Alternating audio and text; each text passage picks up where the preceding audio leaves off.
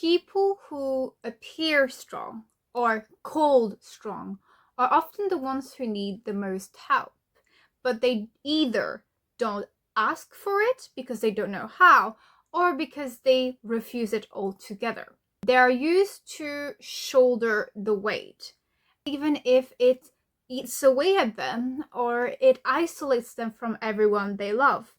That is not strength. Not really. That is the role they had to play to survive, one they need to learn to put away for their own sake. Erza Scarlett, one of fairy tale's main characters, is a very good example of that. She is someone who protects everyone, and in doing so, keeps everyone at a distance. She does not wear armor because she is a warrior. She wears armor to shut everything out. And that's exactly the pattern I want to explore today. The protector archetype, the one who holds everything together but has no one told them. Why they are the way they are, why they struggle seeking out help, what it would look like if they did. I'm going to walk you through what a session would look like, starting with the intake, only with Erza being my client. I'm Bamboo, a hypnotherapist, and my mission is to help people heal by identifying their patterns, finding the root cause, changing the belief responsible so that they can break free of the loop they have been unconsciously stuck in. So while it is my mission, my job to help people heal, the very interesting thing about Erza Scarlett and people who embody the protector archetype, people who have had to be strong for themselves and for others, is that this is a type of person that would never willingly go to someone for help, because they would first need to understand and accept that they need help themselves, which is often a very difficult thing for someone who is used to protecting everyone. Because what happens if they need help themselves? They can't really help anyone else then. You know, it's like a mental contradiction that they understandably struggle with. So they wouldn't even go to a healer or someone to ask for help in the first place. The thing that is really interesting about the strong people, the protector archetype, is that while they would not outright seek healing, they would never go, I need to talk to someone about my traumatic childhood. No, they wouldn't do that. However, they are very much motivated by the people around them that they took under their wing and that they are protecting. So if someone in their circle were to say, well, you know, maybe you should do this to like improve this thing about you. With this sort of framing, they are much more likely to seek out help, even though they wouldn't necessarily acknowledge it as help. In the case of Erza, while she would not be, I need help, and so I'm going to seek someone who can help me. What she would do, however, is to seek any avenue where she can improve herself, because the identity of being the strong one requires optimizing everything about myself that I can to be the strongest I can possibly be. Therefore, she would not go into a discovery call with me by saying, I want to heal what happened, I want to process my emotions. That would never come out of her mouth. What she would come for, however, would be, well, I want to improve my public speaking. I want to improve my leadership skills. She would go in a session, in an intake, in a discovery call for self-improvement, for optimization, to get stronger, not to heal. And the reason why I say this is because I've worked with people like this, and I am one myself. So when I started my own healing journey, I wasn't seeking healing exactly. I realized I was depressed, and I was very bothered by that, because I was like, I am not being productive, and I really, really hate it.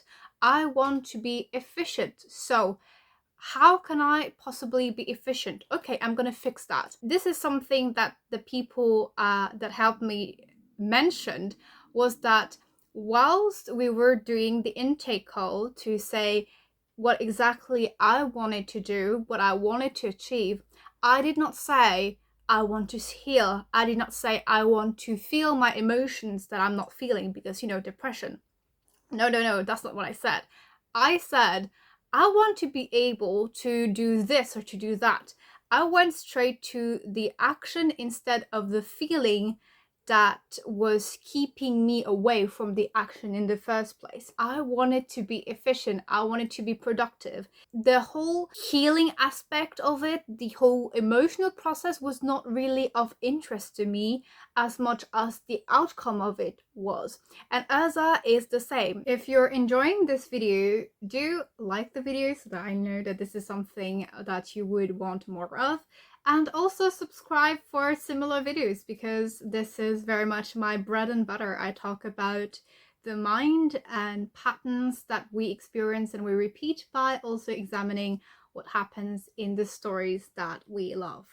Now, Erza is a very extreme example of what the protector archetype is.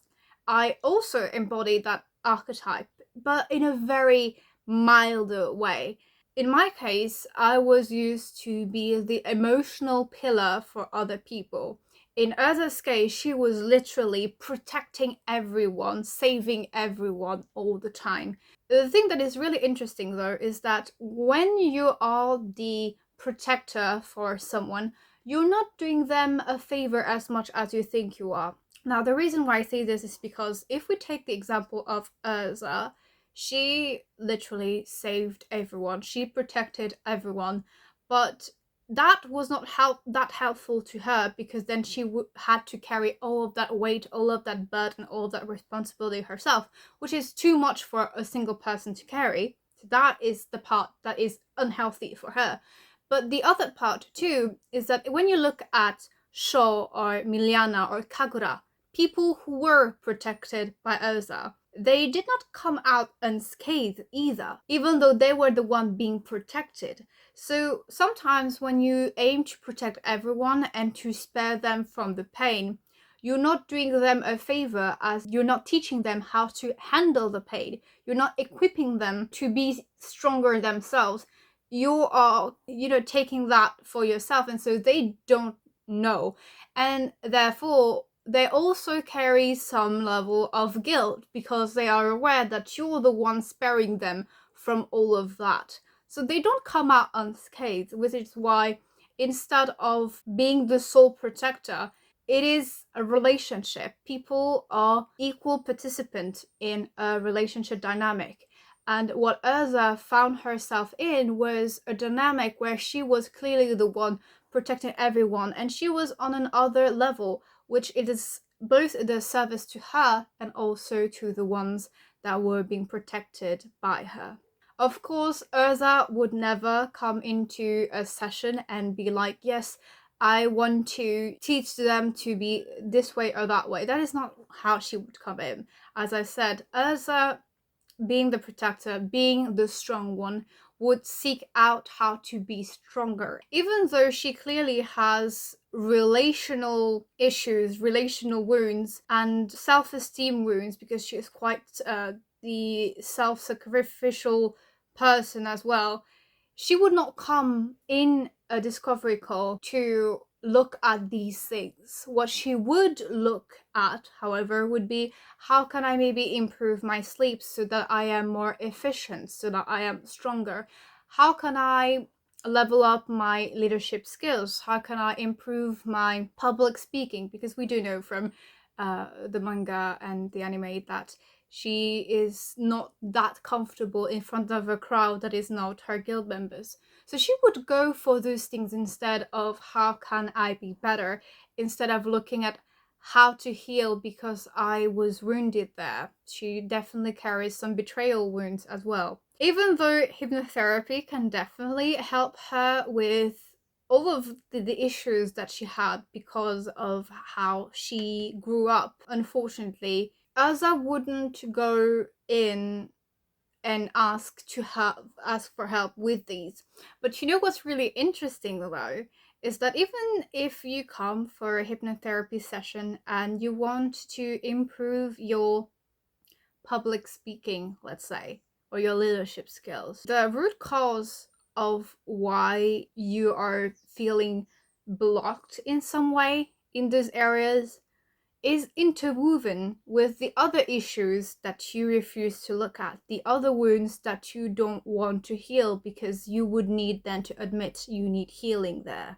That is definitely the case for Erza. If you know her story and the storyline in Fairy Tale, every little thing that I mentioned stems from the traumatic background that she had and the belief that she had to be strong if she did not want people she loved to die.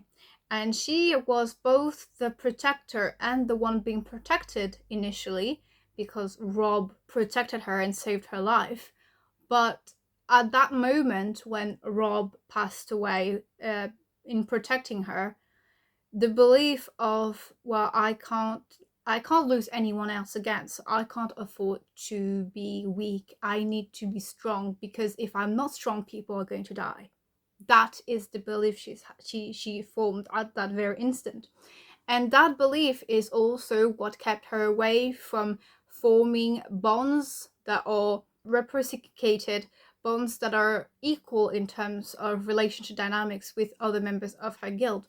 Because when Erza got to Fairy Tale and with the other members, whether it be the adults or the children, Erza did not form any single relationship that was equal. She was always the one who carried some level of authority, of power in a way, and it wasn't an intimate, vulnerable, honest relationship with anyone because she kept herself at a distance because she also believed that if people get in, then I can get hurt, but also they are likelier to get hurt by being in my proximity. All of that, impacted several areas of her life, not just her nerves when it comes to public speaking. Because when you look at Child Erza was very bright and she was not at all afraid to speak her mind, and she didn't have any impediment whatsoever when it comes to talking. That came later on because she isolated herself from people and from the world for such a long time that then now to be vulnerable and to express yourself in front of people now becomes difficult. And it all stems from what happened to her as a child and what later on the coping mechanisms that she developed. What I'm saying here about how you might come in and say, I want to improve my leadership skills and my public speaking skills, and it turns out those were linked with other issues that you might not have wanted to heal or look at necessarily, because again, all of these do not work in isolation. Sometimes they do. For example, I had a very specific phobia of the ocean, and this phobia was more or less isolated in the sense that the reason why I developed it didn't have to do with all of the other issues that I had. However, when I was doing the work where I was trying to figure out why I was depressed, why there was this procrastination, it also unearthed an entire different array of things I didn't know were there, like anger issues, problems with authority, problems with feeling isolated, etc., etc. Even though my entryway was depression or procrastination, what I found on the other side and the other things I need to work on afterwards weren't just depression or procrastination. There were emotional repression, anger, authority issues, etc., etc. The great thing about this is that you don't actually need to know what it is that you need to heal. You just need to know what you want to change in your life. And once you do hypnotherapy sessions, it will pop up. And you don't need to know, oh, I have this wound here or this wound here. You don't need to know that. You just need to know what the outcome you want is. And your mind, your inner self, already knows everything that needs to be worked on to get you to that outcome regardless. So I think for people who feel intimidated or kind of repulsed by the terms of healing yourself, I invite you to look at it in a different way. Is the life that you are currently living a life that you like and that you want, that you are content with?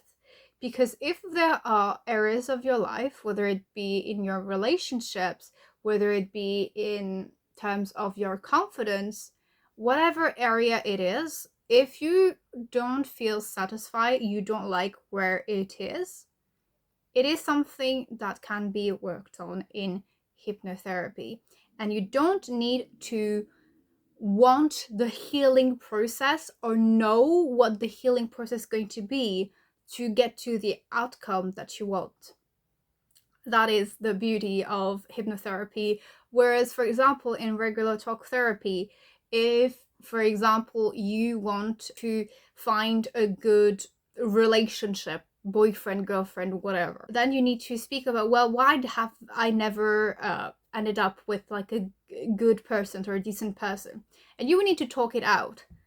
And you don't necessarily know what the reason is. There definitely is a pattern somewhere, but what is it?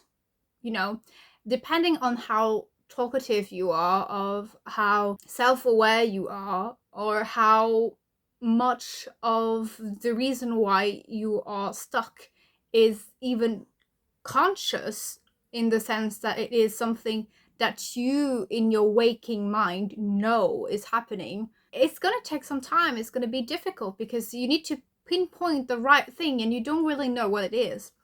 In hypnotherapy session, like, this is the part that gets cut off. You yourself, your subconscious already knows what's up. And therefore, instead of going digging around like all of the places of exploring all of the relationships that you've had or the ones that you didn't have, you just go, well, okay, I want this. I have never found myself with a decent person, or what I consider to be decent. Now let's ask the subconscious, what is the root cause? What created this belief that I just never find myself with good people? Like, where does this come from? And your subconscious is going to bring up a memory, a scene, a belief, a feeling that is going to explain exactly where this is coming from. That's beautiful because it is such an efficient way. I think you would have guessed I'm very much a proponent for being efficient, because again, we have this beautiful life to live and we can't just wait years and years and years to maybe find the solution to our problem. At least that was the mindset that I was in. And so when I discovered hypnotherapy and I was certified, I became a practitioner, the speed at which I was able to help people help themselves has been incredible. For example, if you're someone who has PTSD, and there are some things that need to be examined, but you're unsure if examining them now is going to be a good thing for you or not. Putting you in a hypnotist trance and asking, is this something that can be done right now? Are you ready to know this, to examine what happened? And then you yourself, your subconscious already knows, yes, you're ready, or no, you're not ready. I recently did this with someone who did have some really heavy, dark things that they wanted to look into, but they were unsure of whether they could. And so we did this, and the person's subconscious said, no, you're not ready yet. Not yet. There are still some things you need to work on first before you're ready to look at this. And I think this is the other great thing about hypnotherapy too, whereas if there is a certain order in which you need to process or look at things, hypnotherapy can get you like the order at which you need to examine things and how it's going to be the best for you to heal and what is the best process so it hurts less. Because when you heal, you need to look at things that are painful. What I love about doing hypnotherapy sessions is that we can kind of smoothen out that process so that it is as efficient and as smooth sailing as possible for you. So if you are someone like Erza and you love improving yourself and you're not satisfied with certain things about yourself or about your life, the free discovery call link is in the description. Now, this has become a tradition on this channel that the video I put out on Sunday, you will have seen it on the thumbnail that I call it Sunday Stories, because I speak about a certain story, of course, duh.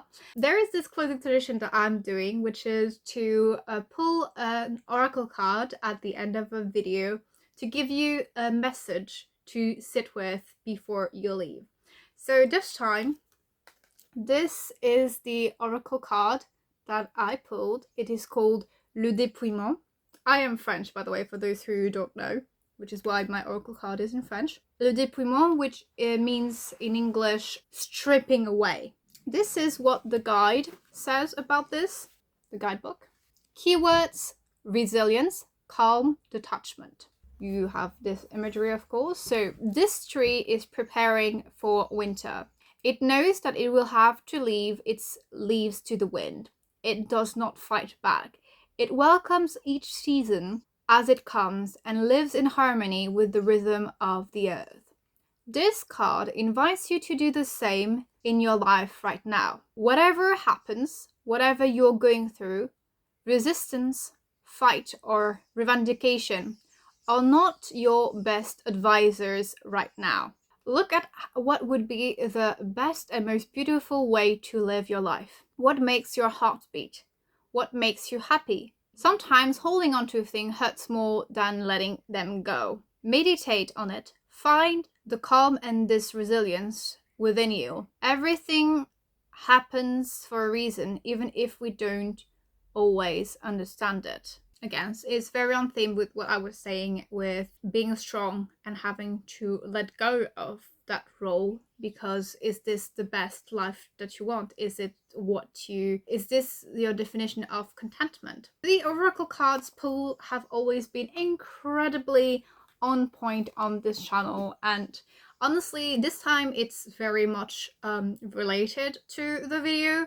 Last time it was also related to the video, but it was also very targeted at me. I'll maybe show you the story of what exactly happened the very day I filmed that video and then pulled those cards, because that evening, wow, stuff happened and it was very much foretold by the oracle cards, if you will. Speaking of letting things go, if you're someone who has a very agitated mind or a very active body and someone that carries a lot of tension and stress, if you're someone like this, I have made a free self-hypnosis recording that helps you with relaxing your nervous system and helping you sleep for those who struggle falling asleep. You can check that out. It's going to be in the description as well.